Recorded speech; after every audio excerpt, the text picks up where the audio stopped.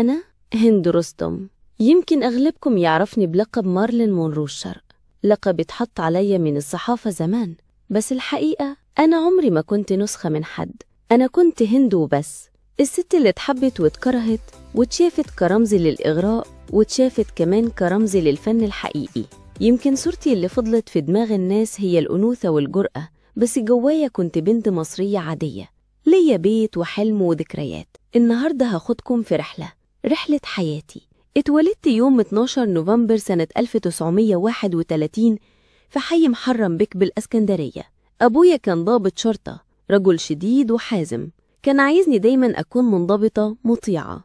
وأمي كانت ست مصرية بسيطة، علمتني الصبر والاحتمال. من وانا صغيرة كنت عنيدة، محدش كان يعرف يفرض عليا حاجة مش عايزاها. كنت أقعد بالساعات أتفرج على صور نجمات السينما وأقول هو أنا ليه ما كنتش زيهم. السينما بالنسبة لي ما كانتش مجرد متعة، كانت حلم. كنت أتخيل نفسي واقفة قدام الكاميرا أنطق جملة والناس كلها تسقف لي.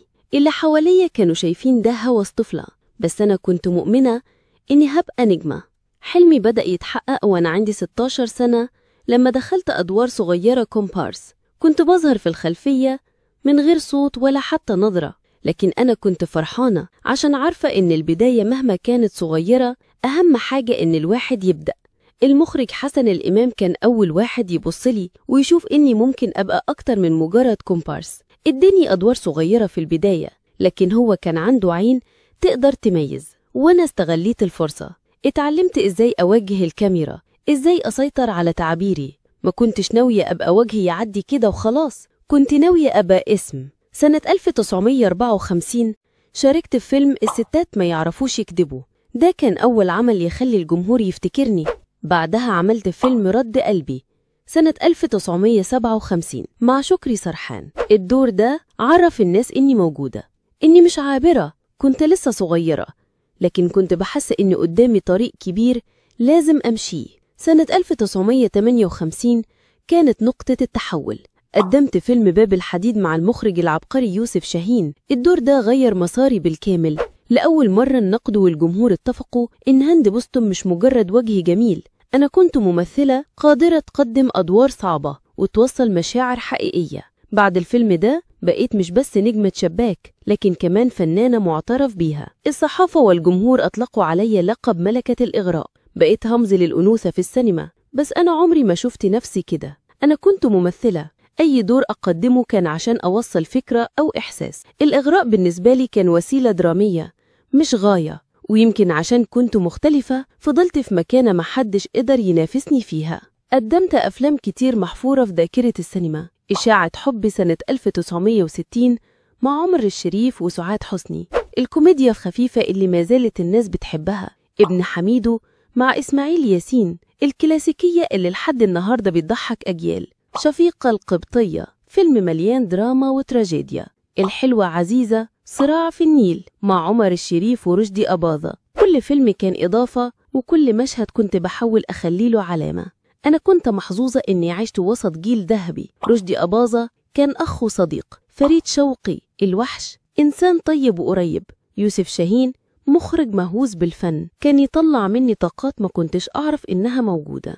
العلاقة دي مش بس كانت شغل، دي كانت مدرسة علمتني يعني إيه فن. في حياتي الشخصية كانت فيه قصص كتير. اتجوزت الأول من المخرج حسن رضا، وكانت نتيجة الجواز ده أغلى حاجة في حياتي، بنتي الوحيدة بسنت. بس الجواز ده مكملش، حصلت مشاكل كتير وافترقنا، بس مهما حصل بسنت فضلت هي نور حياتي. بعدها لقيت الحب الحقيقي في حياتي مع الدكتور محمد فياض، طبيب نسا مشهور جدا بعيد عن عالم الفن. معاه لقيت راحة وأمان، ما كانش بيحب الأضواء، وأنا كنت محتاجة استقرار بعيد عن الكاميرات. معاه عشت حياة هادية وفضل معايا لحد آخر يوم. الصحافة دايما كانت ورايا، كل دور أقدمه كانوا يربطوه بيا شخصيا. لو عملت دور غجرية يبقى أنا غجرية في الحقيقة، لو عملت دور فجرة يبقى أنا كده في الحقيقة. وده كان بيضايقني، بس مع الوقت فهمت إن الشهرة دايما ليها تمن. جوايا كنت دايما بسأل نفسي، هو أنا مين؟ الممثلة ولا الإنسانة؟ الشهرة أخدت مني حاجات كتير، خصوصيتي، هدوئي، وحتى نومي، لكن برضو ادتني مكانة ما كنتش أتخيلها. في أواخر السبعينات لقيت نفسي تعبت، كنت في قمة المجد ومع ذلك قررت أعتزل. سنة 1979 قلت كفاية، ما كنتش عايزة الزمن يسرق مني صورة اللي الناس حبوني بيها. القرار صدم الكل، بس أنا كنت واثقة إن ده الصح. بعد الاعتزال بقيت عايشة في بيتي في المهندسين، ما بقاش يهمني شهرة ولا أضواء. كنت جدة، ست طبيعية. لأول مرة في حياتي حسيت بالراحة. الإعلام حاول يرجعني، عروض، سيناريوهات، إغراءات مالية، لكن أنا كنت واخدة قراري ومشيت فيه للنهاية. أنا عمري ما رجعت في كلامي. كنت ساعات أقعد قدام التلفزيون أشوف أفلام القديمة وأضحك وأقول دي أنا؟ إزاي كنت كده؟ أتذكر زمايلي اللي مشيوا وأفتكر إن العمر مهما طال قصير، بس الفن هو اللي بيفضل. فضلت قريبة من بنتي بسنت وحفداتي. كنت مبسوطة بدوري كأم وجدة أكتر من كوني نجمة. الحياة الهادية علمتني إن الشهرة عمرها قصير، لكن الحب الحقيقي هو اللي بيعيش. يوم 8 أغسطس 2011 وأنا عندي 79 سنة فرقت الدنيا بهدوء بعد ما عشت حياة مليانة نجاحات وصراعات، بس اللي ما ماتش هو ذكرياتي وأفلامي. أنا هند رستم. يمكن شافوني أيقونة إغراء أو رمز أنوثة، بس في الحقيقة أنا كنت مجرد بنت مصرية عندها حلم وقررت تحققه. رسالتي ليكم، ما تخافوش من حكم الناس، اعملوا اللي بتحبوه وسيبوا بصمة تفضل بعدكم. ودي كانت حكايتي. لو عجبك الفيديو ما تنساش تتفرج على الفيديو ده وكمان الفيديو ده، وما تنساش تعمل سبسكرايب للقناة وتفعل خدمة الجرس علشان يوصلك كل جديدنا.